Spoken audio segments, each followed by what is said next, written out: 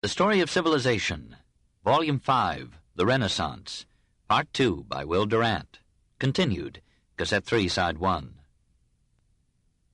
In December, Caesar's lieutenants, at his bidding, besieged Senigallia on the Adriatic. The town soon yielded, but the governor of the castle refused to surrender it except to Caesar himself. A message was sent to the duke at Cesena. He hastened down the coast, followed by 2,800 soldiers especially devoted to him. Arriving at Senigallia, he greeted with apparent cordiality the four leaders of the conspiracy, Vitellozzo Vitelli, Paolo and Francesco Orsini, and Oliverotto. He invited them to a conference with him in the governor's palace. When they came, he had them arrested, and that very night, December 31st, 1502, he had Vitelli and Oliverotto strangled. The two Orsini were kept in prison till Caesar could communicate with his father. Apparently, Alexander's views agreed with his son's, and on January 18th, the two men were put to death. Caesar prided himself on his clever stroke at Senigallia. He thought Italy should thank him for ridding it so neatly of four men who were not only feudal usurpers of church lands, but had been reactionary oppressors of helpless subjects. Perhaps he felt a qualm or two, for he excused himself to Machiavelli. It is proper to snare those who are proving themselves past masters in the art of snaring others. Machiavelli fully agreed with him, and considered Caesar at this time the bravest and wisest man in Italy. Paolo Jovio, historian and bishop, called the quadruple extinction of the conspirators bellissimo inganno, a most lovely ruse. Isabella d'Este, playing safe, sent Caesar congratulations and 100 masks to amuse him after the fatigues and struggles of this glorious expedition. Louis XII hailed the coup as a deed worthy of the great days of Rome. Alexander was now free to express his full rage at the conspiracy against his son and the reclaimed cities of the Church. He claimed to have evidence that Cardinal Orsini had plotted with his relatives to assassinate Caesar. He had the cardinal and several other suspects arrested on January 3, 1503.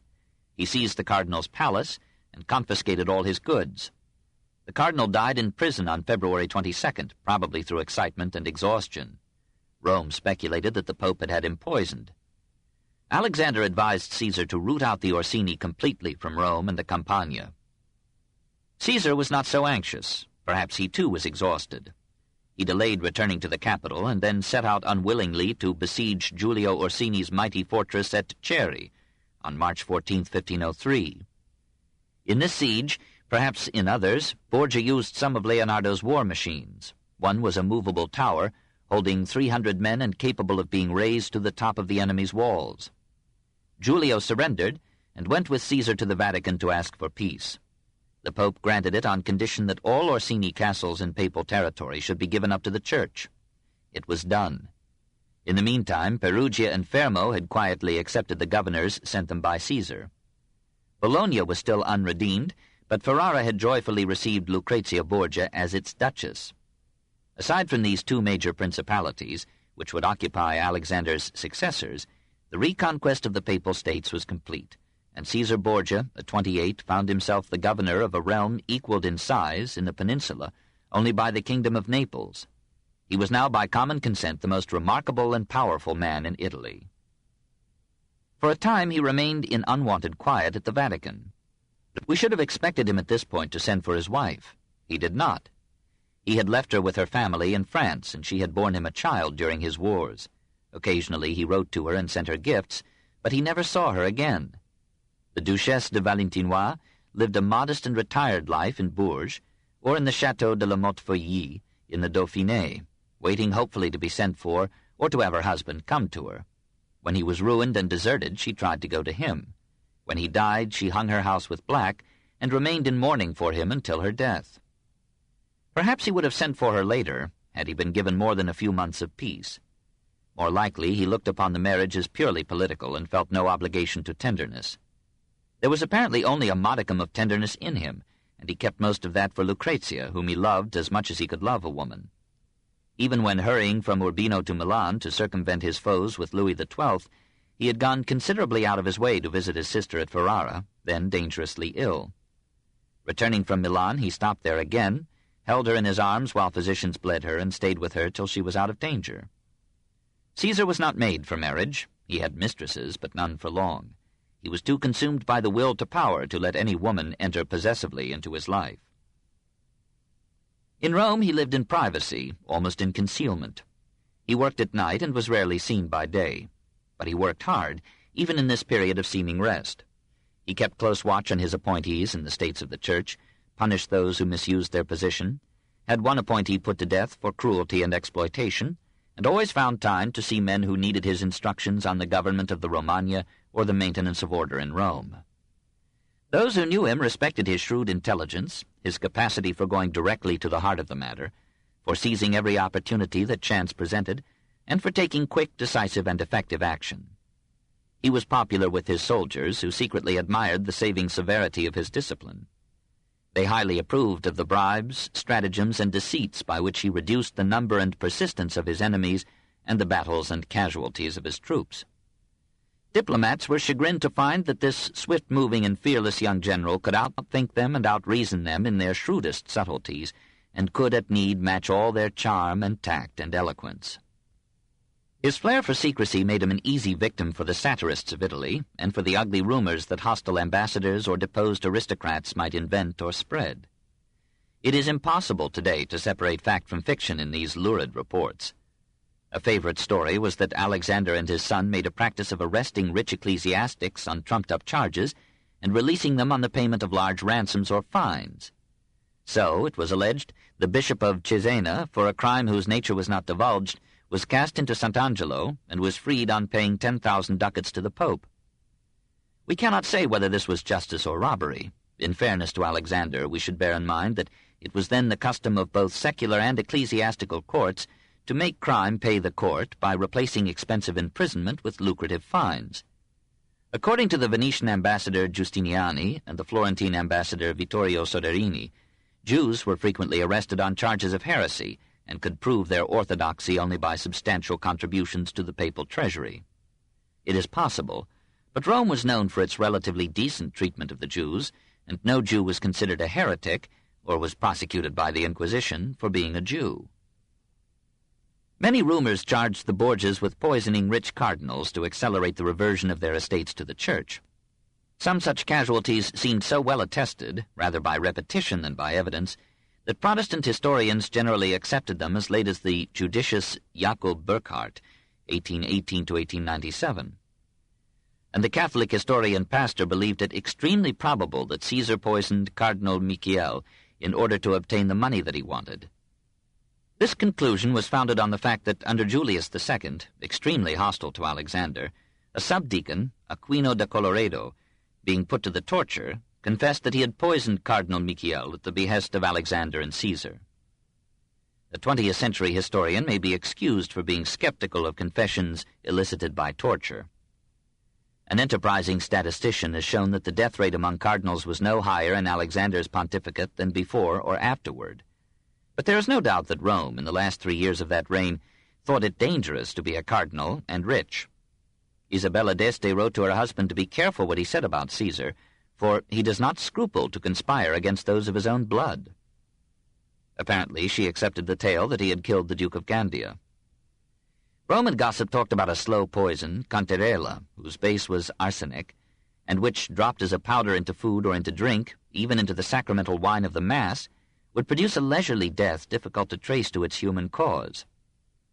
Historians now generally reject the slow poisons of the Renaissance as legendary, but believe that in 1 or 2 cases the Borgias poisoned rich cardinals. Further research may reduce these cases to 0. Worse stories are told of Caesar.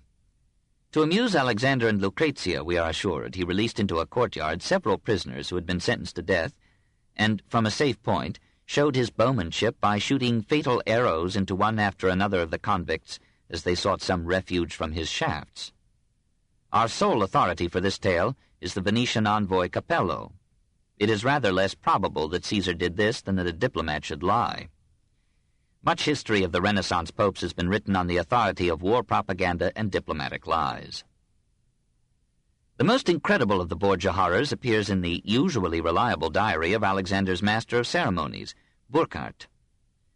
Under October 30th, 1501, the Diarium describes a dinner in the apartment of Caesar Borgia in the Vatican, at which nude courtesans chased chestnuts scattered over the floor, while Alexander and Lucrezia looked on. The story appears also in the Perugian historian Matarazzo, who took it not from Burckhardt, for the Diarium was still secret, but from gossip that ranged out of Rome through Italy. The thing was known far and wide, he says. If so, it is strange that the Ferrarese ambassador, who was in Rome at the time, and was later commissioned to investigate the morals of Lucrezia and her fitness to marry Alfonso, son of Duke Ercole, made no mention of the story in his report, but, as we shall see, gave a most favorable account of her. Either he was bribed by Alexander, or he ignored unverified gossip. But how did the story get into Burckhardt's diary? He does not profess to have been present, and could hardly be, for he was a man of sturdy morals. Normally, he included in his notes only such events as he had witnessed, or such as had been reported to him on good authority. Was the story interpolated into the manuscript? Of the original manuscript, only 26 pages survive, all concerning the period following Alexander's final illness. Of the remainder of the Diarium, only copies exist. All these copies carry the story. It may have been interpolated by a hostile scribe who thought to liven a dry chronicle with a juicy tale. Or Burckhardt may for once have allowed gossip to creep into his notes, or the original may have marked it as gossip. Probably the story was based on an actual banquet, and the lurid fringe was added by fancy or spite. The Florentine ambassador Francesco Pepi, always hostile to the Borgias, since Florence was almost always at odds with them, reported on the morrow of the affair that the Pope had stayed up till a late hour in the apartments of Caesar the night before, and there had been dancing and laughter. There is no mention of the courtesans. It is incredible that a pope who was at this time making every effort to marry his daughter to the heir of the Duchy of Ferrara should have risked the marriage and a vital diplomatic alliance by allowing Lucrezia to witness such a spectacle. But let us look at Lucrezia. 5. Lucrezia Borgia, 1480 to 1519. Alexander admired, perhaps feared, his son, but he loved his daughter with all the emotional intensity of his nature. He seems to have taken profounder pleasure in her moderate beauty, in her long golden hair, so heavy that it gave her headaches, in the rhythm of her light form dancing, and in the filial devotion that she gave him through all contumely and bereavements, than he ever derived from the charms of Vanozza or Julia. She was not particularly fair, but she was described in her youth as dolce ciera, sweet face, and amid all the coarseness and looseness of her times and her environment, through all the disillusionments of divorce and the horror of seeing her husband murdered almost before her eyes, she kept this sweet face to her pious end, for it was a frequent theme in Ferrarese poetry. Pinturicchio's portrait of her, in the Borgia apartment of the Vatican, agrees well with this description of her in her youth. Like all Italian girls who could afford it, she went to a convent for her education. At an unknown age, she passed from the house of her mother Vanozza to that of Donna Adriana Mila, a cousin of Alexander. There she formed a lifelong friendship with Adriana's daughter-in-law, Giulia Farnese, alleged mistress of her father. Favored with every good fortune except legitimacy, Lucrezia grew up in a gay and joyous girlhood, and Alexander was happy in her happiness. This carefree youth was ended by marriage.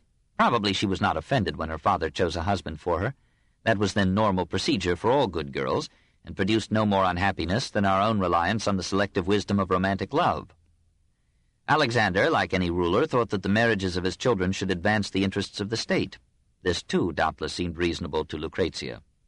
Naples was then hostile to the papacy, and Milan was hostile to Naples, so her first marriage bound her, at the age of 13, to Giovanni Sforza, aged 26, Lord of Pesaro and nephew to Lodovico, regent of Milan, this in 1493. Alexander amused himself paternally by arranging a handsome home for the couple in Cardinal Zeno's palace, close to the Vatican. But Sforza had to live at Pesaro part of the time, and took his young bride with him. She languished on those distant shores, far from her doting father and the excitement and splendor of Rome, and after a few months she returned to the capital. Later, Giovanni joined her there, but after Easter of 1497 he stayed at Pesaro and she at Rome. On June 14th, Alexander asked him to consent to an annulment on the ground of the husband's impotence, the only ground recognized by canon law for annulling a valid marriage. Lucrezia, whether in grief or in shame, or to circumvent scandalmongers, retired to a convent. A few days later, her brother, the Duke of Gandia, was slain, and and the delicate wits of Rome suggested that he had been murdered by agents of Sforza for attempting to seduce Lucrezia. Her husband denied his impotence and hinted that Alexander was guilty of incest with his daughter. The Pope appointed a committee, headed by 2 cardinals, to inquire into whether the marriage had ever been consummated. Lucrezia took oath that it had not, and they assured Alexander that she was still a virgin. Lodovico proposed to Giovanni that he should demonstrate his potency before a committee, including the papal legate at Milan. Giovanni forgivably refused. However, he signed a formal admission that the marriage had not been consummated. He returned to Lucrezia her dowry of 31,000 ducats, and on December 20th, 1497, the marriage was annulled. Lucrezia, who had borne no offspring to Giovanni, bore children to both her later husbands, but Sforza's third wife in 1505 gave birth to a son, presumably his own. It was formerly assumed that Alexander had broken the marriage in order to make a politically more profitable marriage. There is no evidence for this assumption. It is more likely that Lucrezia told the pitiful truth of the matter, but Alexander could not let her remain husbandless. Seeking a rapprochement with the papacy's bitter enemy, Naples, he proposed to King Federigo the union of Lucrezia with Don Alfonso, Duke of Bisceglie, the bastard son of Federigo's heir Alfonso II. The king agreed, and a formal betrothal was signed in June of 1498. Federigo's proxy on this occasion was Cardinal Sforza, uncle to the divorced Giovanni. Ludovico of Milan also had encouraged Federigo to accept the plan. Apparently Giovanni's uncles felt no resentment at the annulment of his marriage. In August, the wedding was celebrated in the Vatican. Lucrezia facilitated matters by falling in love with her husband. It helped that she could mother him, for she was 18 now, and he was a child of 17. But it was their misfortune to be important. Politics entered even their marriage bed. Caesar Borgia, rejected in Naples, went to France for a bride in October of 1498. Alexander entered into alliance with Louis XII, the declared enemy of Naples. The young Duke of Bisceglie was increasingly ill at ease in a Rome filled up with French agents. Suddenly he fled to Naples. Lucrezia was broken-hearted. To appease her and heal the breach, Alexander appointed her regent of Spoleto in August of 1499. Alfonso rejoined her there. Alexander visited them at Nepi, reassured the youth, and brought them back to Rome. There Lucrezia was delivered of a son, who was named Rodrigo after her father. But again their happiness was brief, whether because Alfonso was uncontrollably high-strung or because Caesar Borgia symbolized the French alliance. Alfonso took a passionate dislike to him, which Borgia disdainfully returned. On the night of July 15, 1500, some bravos attacked Alfonso as he was leaving St. Peter's. He received several wounds, but managed to reach the house of the Cardinal of Santa Maria in Portico. Lucrezia, summoned to him, fainted on seeing his condition. She soon recovered, and, with her sister Sancha, tended him anxiously. Alexander sent a guard of 16 men to protect him from further injury. Alfonso slowly convalesced. One day he saw Caesar walking in a nearby garden. Convinced that this was the man who had hired his assassins, Alfonso seized bow and arrow, aimed at Caesar, and shot to kill. The weapon narrowly missed its mark. Caesar was not the man to give an enemy a second chance. He called his guards and sent them up to Alfonso's room, apparently with orders to slay him. They pressed a pillow upon his face until he died, perhaps under the eyes of his sister and his wife. Alexander accepted Caesar's account of the matter, gave Alfonso a quiet burial, and did what he could to console the inconsolable Lucrezia. She retired to Nepi, and there signed her letters La Infelicissima Principessa, the most miserable princess, and ordered masses for the repose of Alfonso's soul. Strange to relate, Caesar visited her at Nepi on October 1st, 1499, only 2.5 months after Alfonso's death, and stayed overnight as her guest. Lucrezia was malleable and patient. She seems to have looked upon the killing of her husband as the natural reaction of her brother to an attempt upon his life. She does not appear to have believed that Caesar had hired the unsuccessful assassins of Alfonso, though this seems the most probable explanation of another Renaissance mystery. During the remainder of her life, she gave many proofs that her love for her brother had survived all trials. Perhaps because he, too, like her father, loved her with Spanish intensity, the wits of Rome, or rather of hostile Naples, continued to accuse her of incest. One synoptic scribe called her the Pope's daughter, wife, and daughter-in-law. This, too, she bore with quiet resignation. All students of the epoch are now agreed that these charges were cruel calumnies, but such libels formed her fame for centuries. That Caesar killed Alfonso with a view to remating her to better political result is improbable. After a period of mourning, she was offered to an Orsini, then to a Colonna, matches hardly as advantageous as that with the son of the heir to the Neapolitan throne. Not till November 1500 do we hear of Alexander proposing her to Duke Ercole of Ferrara for Ercole's son Alfonso, and not till September 1501 was she betrothed to him. Presumably Alexander hoped that a Ferrara ruled by a son-in-law, and a Mantua long since bound to Ferrara by marriage, would in effect be papal states. And Caesar seconded the plan as offering greater security for his conquests and an elegant background for an attack upon Bologna. Ercole and Alfonso hesitated for reasons already retailed. Alfonso had been offered the hand of the Countess of Angoulême, but Alexander topped his offer with the pledge of an immense dowry and practical remission of the annual tribute that Ferrara had been paying to the papacy. Even so, it is hardly credible that one of the oldest and most prosperous ruling families in Europe would have received Lucrezia as wife to the future duke, had it believed the lurid stories bandied about by the intellectual underworld of Rome. As neither Ercole nor Alfonso had yet seen Lucrezia, they followed customary procedure in such diplomatic matings, and asked the Ferrarese ambassador in Rome to send them a report on her person, her morals, and her accomplishments. He replied as follows. Illustrious Master, today after supper, Don Gerardo Serracini and I betook ourselves to the illustrious Madonna Lucrezia to pay our respects in the name of Your Excellency and His Majesty Don Alfonso. We had a long conversation regarding various matters. She is a most intelligent and lovely, and also an exceedingly gracious lady. Your Excellency and the illustrious Don Alfonso, so we were led to conclude, will be highly pleased with her. Besides being extremely graceful in every way, she is modest, lovable, and decorous. Moreover, she is a devout and God-fearing Christian. Tomorrow she is going to confession, and during Christmas week she will receive communion. She is very beautiful, but her charm of manner is still more striking. In short, her character is such that it is impossible to suspect anything sinister of her. But on the contrary, we look for only the best. Rome, December 23rd, 1501. Your Excellency's servant, Joannes Lucas. The excellent and illustrious Estensi were convinced, and sent a magnificent body of knights to escort the bride from Rome to Ferrara. Caesar Borgia equipped 200 cavaliers to accompany her, and supplied musicians and buffoons to amuse the arduous travel hours. Alexander, proud and happy, provided her with a retinue of 180 persons, including 5 bishops.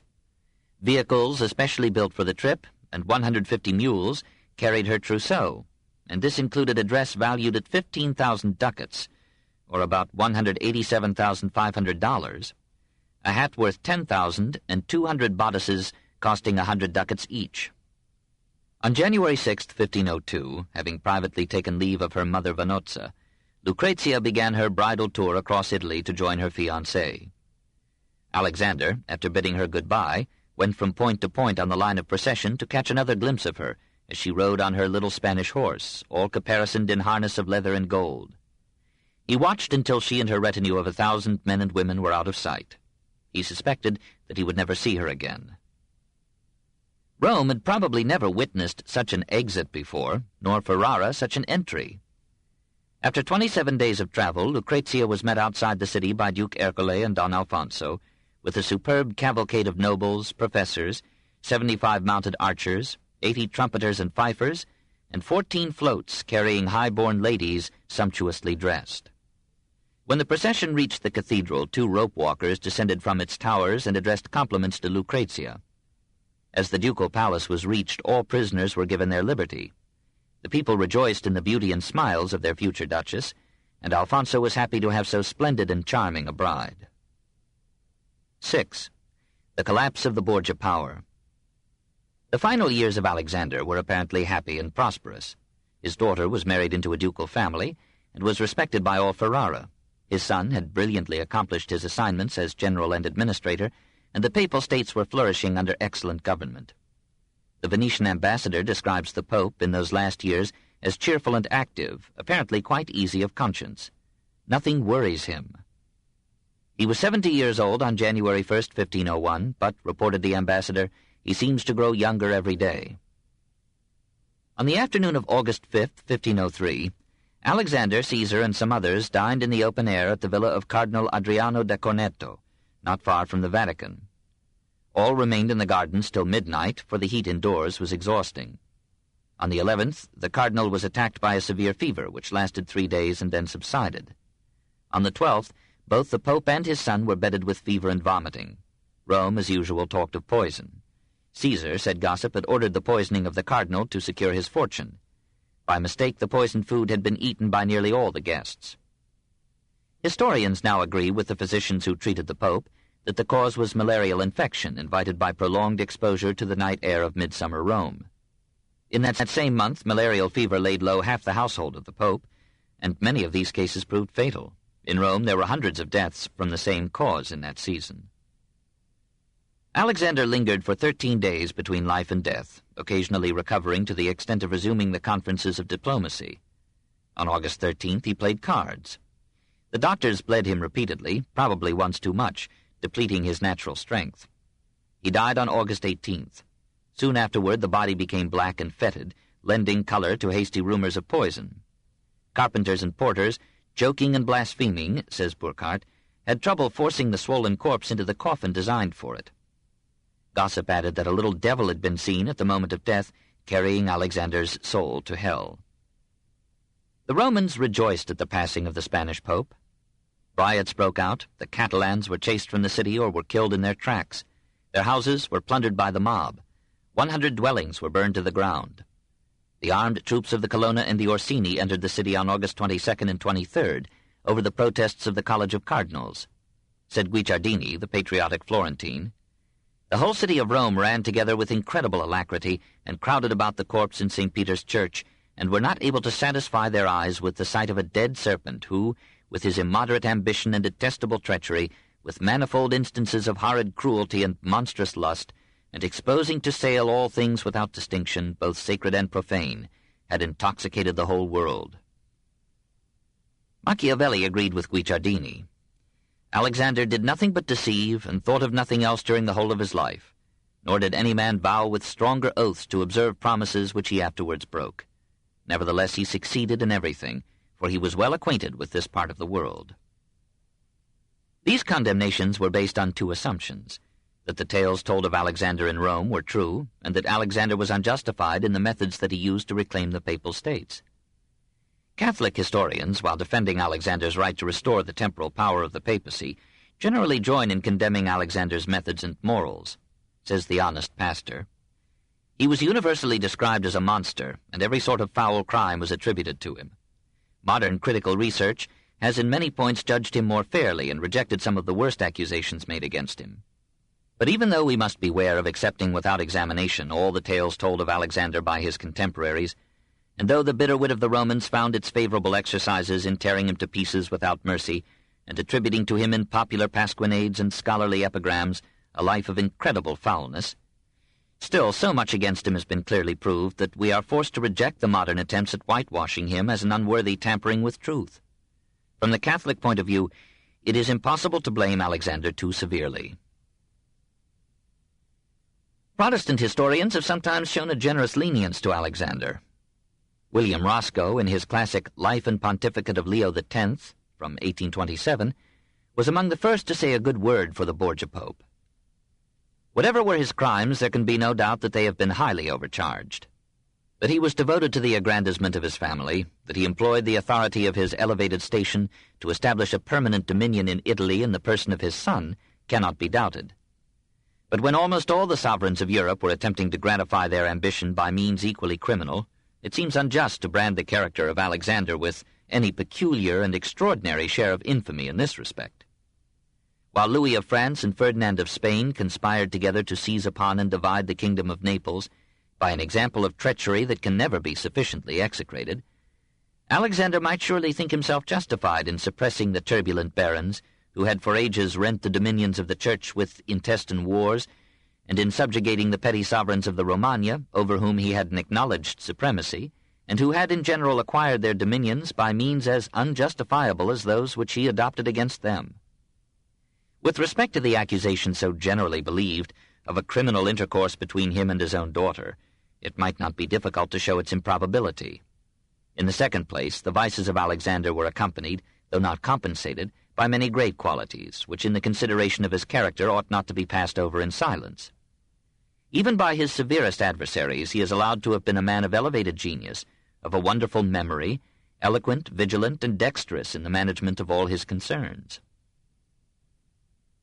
Bishop Crichton summarized Alexander's character and achievements in general agreement with Roscoe's judgment, and far more mercifully than Pastor. A later judgment is more favorable still, by the Protestant scholar Richard Garnett, in the Cambridge Modern History. Alexander's character has undoubtedly gained by the scrutiny of modern historians. It was but natural that one accused of so many crimes, and unquestionably the cause of many scandals, should alternately appear as a tyrant and a voluptuary. Neither description suits him. The groundwork of his character was extreme exuberance of nature. The Venetian ambassador calls him a carnal man, not implying anything morally derogatory, but meaning a man of sanguine temperament, unable to control his passions and emotions. This perplexed the cool, unimpassioned Italians of the diplomatic type, then prevalent among rulers and statesmen, and their apprehensions of unduly prejudiced Alexander, who in truth was not less but more human than most princes of his time. This excessive carnality wrought in him for good and ill. Unrestrained by moral scruples, or by any spiritual conception of religion, he was betrayed by it into gross sensuality of one kind, though in other respects he was temperate and abstemious. In the more respectable guise of family affection, it led him to outrage every principle of justice, though even here he only performed a necessary work, which could not, as one of his agents said, have been accomplished by holy water. On the other hand, his geniality and joyousness preserved him from tyranny in the ordinary sense of the term. As a ruler, careful of the material weal of his people, he ranks among the best of his age. As a practical statesman, he was the equal of any contemporary. But his insight was impaired by his lack of political morality. He had nothing of the higher wisdom which comprehends the characteristics and foresees the drift of an epoch, and he did not know what a principle was. Those of us who share Alexander's sensitivity to the charms and graces of women cannot find it in their hearts to throw stones at him for his amours. His pre-papal deviations were no more scandalous than those of Aeneas Sylvius, who fares so well with the historians, or of Julius II, whom time has graciously forgiven. It is not recorded that these two popes took such care of their mistresses and their children as Alexander did of his. Indeed, there was something familial and domestic about Alexander that would have made him a relatively respectable man, if the laws of the Church, as well as the customs of Renaissance Italy and Protestant Germany and England, had allowed the marriage of the clergy. His sin was not against nature, but against a rule of celibacy soon to be rejected by half of Christendom. We cannot say that his relation with Julia Farnese was carnal. So far as we know, neither Vanozza, nor Lucrezia, nor Julia's husband expressed any objection to it. Perhaps it was the simple delight of a normal man in the lure and vivacity of a beautiful woman. Our judgment of Alexander's politics must distinguish between his ends and his means. His purposes were entirely legitimate: to recover the patrimony of Peter, essentially the ancient Latium, from disorderly feudal barons, and to regain from usurping despots the traditional states of the Church. The methods used by Alexander and Caesar in realizing these aims were all those used by other states then and now: war, diplomacy, deceit, treachery, violation of treaties, and desertion of allies. Alexander's abandonment of the Holy League, his purchase of French soldiers and support at the price of surrendering Milan to France, were major crimes against Italy. And those secular means that states use and consider indispensable in the lawless jungle of international strife offend us when employed by a pope pledged to the principles of Christ. Whatever danger the Church ran of becoming subject to some domineering government, as to France at Avignon, if she lost her own territories, it would have been better for her to sacrifice all temporal power and be as poor again as the Galilean fishermen than to adopt the ways of the world to achieve her political ends. By adopting them and financing them, she gained a state and lost a third of Christendom. Caesar Borgia, slowly recovering from the same illness that had killed the Pope, found himself enmeshed in a dozen unanticipated perils. Who could have foreseen that he and his father would be incapacitated at the same time? While the doctors bled him, the Colonna and the Orsini quickly recovered the castles that he had taken from them. The deposed lords of the Romagna, with the encouragement of Venice, began to claim their principalities, and the Roman mob, already out of hand, might at any moment, now that Alexander was dead, plunder the Vatican and seize the funds upon which Caesar depended for the payment of his troops. He sent some armed men to the Vatican. They compelled Cardinal Casanuova, at swords' points, to give up the treasury. So Caesar repeated Caesar after 15 centuries. They brought back to him 100,000 ducats in gold and 300,000 ducats worth of plate and jewelry. At the same time, he sent galleys and troops to prevent his strongest enemy, Cardinal Giuliano della Rovere, from reaching Rome. He felt that unless he could persuade the conclave to elect a pope favorable to him, he was lost. The cardinals insisted that the troops of Caesar, the Orsini, and the Colonna should leave Rome before an unintimidated election could be held. All three groups yielded. Caesar retired with his men to Civita Castellana, while Cardinal Giuliano entered Rome and led, in the conclave, the forces hostile to all Borgias. On September 22, 1503, the rival factions in the college chose Cardinal Francesco Piccolomini as a compromise pope. He took the name Pius III in honor of his uncle Aeneas Silvius. He was a man of learning and integrity, though he was also the father of a large family. He was 64 and suffered from an abscess in his leg. He was friendly to Caesar and allowed him to return to Rome. But on October 18th, Pius III died. Caesar saw that he could no longer prevent the election of Cardinal della Rovere, who was clearly the ablest man in the college. In a private interview with Giuliano, Caesar effected an apparent reconciliation. He promised Giuliano the support of the Spanish cardinals, who were loyal to Caesar, and Giuliano promised, if elected, to confirm him as Duke of the Romagna and commander of the papal troops. Some other cardinals Giuliano bought with simple bribery. Giuliano della Rovere was chosen pope on October 31st, 1503, and took the name Julius II, as if to say that he too would be a Caesar and better Alexander. His coronation was postponed till November 26th because the astrologers predicted for that day a propitious conjunction of stars. Venice did not wait for a lucky star. It seized Rimini, besieged Faenza, and gave every sign of taking over as much of the Romagna as possible before the Church could organize her forces. Julius bade Caesar go to Imola and recruit a new army for the protection of the Papal States. Caesar agreed and proceeded to Ostia with a view to sailing to Pisa. At Ostia, a message from the Pope commanded him to surrender his control of the Romagna fortresses. In a crucial error suggesting that sickness had impaired his judgment, Caesar refused, though it should have been obvious that he was now dealing with a man whose will was at least as strong as his own. Julius ordered him to return to Rome. Caesar obeyed and was subjected to house arrest. There, Guidobaldo, who now not only was restored to Urbino but was the newly appointed commander of the papal armies, came to see the fallen Borgia. Caesar humbled himself before the man whom he had deposed and despoiled, gave him the watchwords of the fortresses, returned to him some precious books and tapestries left from the Urbino pillage, and begged his intercession with Julius. Cesena and Forli refused to honor the watchwords until Caesar was set at liberty. Julius refused to release him until Caesar persuaded the Romagna castles to yield to the Pope. Lucrezia implored her husband to help her brother. Alfonso, still only heir, not occupant of the ducal throne, did nothing. She appealed to Isabella d'Este. Isabella did nothing. Probably she and Alfonso knew that Julius was immovable. Caesar finally gave the word of surrender to his loyal supporters in the Romagna. The Pope freed him, and he fled to Naples on April 19, 1504. There he was welcomed by Gonzalo de Cordoba, who gave him a safe conduct. His courage returning sooner than his good sense, he organized a small force and was preparing to sail with it to Piombino, near Leghorn, when he was arrested by Gonzalo on orders from Ferdinand of Spain. The Catholic king had been urged to the action by Julius, who did not propose to have Caesar start a civil war. In August, Caesar was transported to Spain and fretted in prison there for 2 years. Lucrezia again sought to have him freed, but in vain. His deserted wife pled for him with her brother Jean d'Albret, king of Navarre.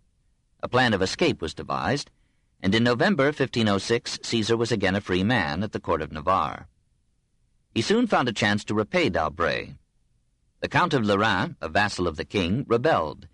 Caesar led part of Jean's army against the Count's fortress at Viana. The Count made a sortie which Caesar repulsed. Caesar pursued the defeated too recklessly. The Count, reinforced, turned upon him, Caesar's few troops fled. Caesar, with only one companion, stood his ground and fought till he was cut down and killed on March 12, 1507. He was 31 years old.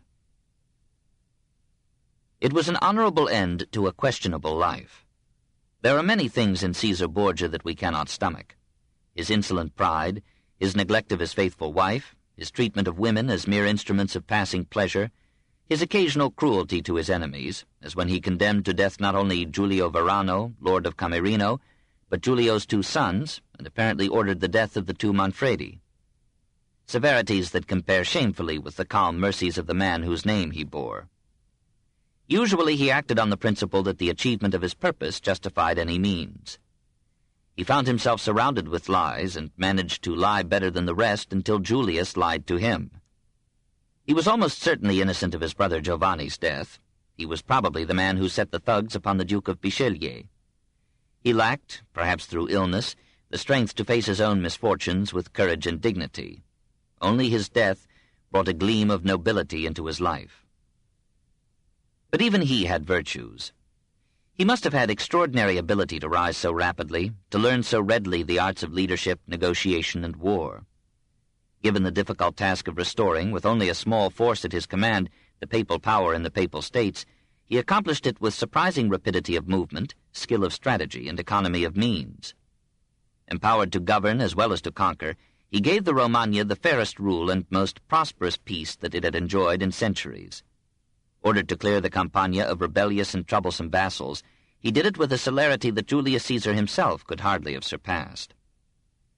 With such achievements mounting to his head, he may well have played with the dream that Petrarch and Machiavelli entertained, to give Italy, if necessary by conquest, the unity that would enable her to stand against the centralized strength of France or Spain. But his victories, his methods, his power, his dark secrecy, his swift, incalculable attacks made him the terror instead of the liberator of Italy. The faults of his character ruined the accomplishments of his mind. It was his basic tragedy that he had never learned to love. Except, again, Lucrezia.